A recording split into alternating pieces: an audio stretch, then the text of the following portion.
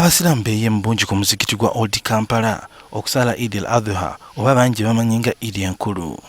Ku EID ya leero abasiramu balina okusala ebisolo omuli embuzi, endiga n'ente okujjukira omubaka wa Katonda Ibrahim yali yeewaddeyo okusaddako omwana we eri Katonda, era bakubirizibwa nnyo okugondera Katonda.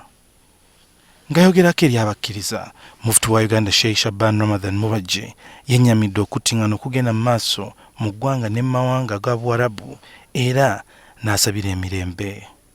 Kabeeraani kalibeere ggwanga ki tetulina lye tunyigira ku liiso naddala nga liyiwa omusaayi gw'abantu basaalumanya. N'amawanga agatunda ebyokulwanyisa tumanyi kampeeni yaago yakuwakula ntalo gasigale nga gatunda ebyokulwanyisa ebyo kubanga awatali ntalo tebajja kutunda. Mufti era asabye abasiraamu okwetaba mu kwogeraganya kw'eggwanga oba national dialogue okugenda mu maaso mu bitundu by'eggwanga ebyenjawulo.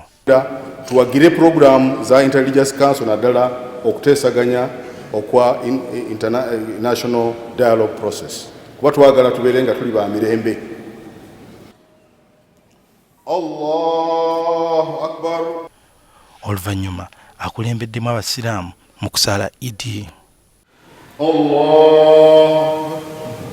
Obutemu buleese obuzibu wamu n'obuli bw'enguzi.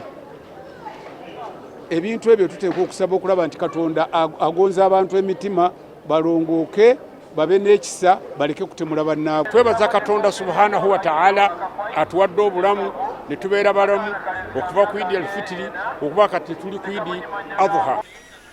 Suhail Mugabi, NTV, ku ssaawa emu.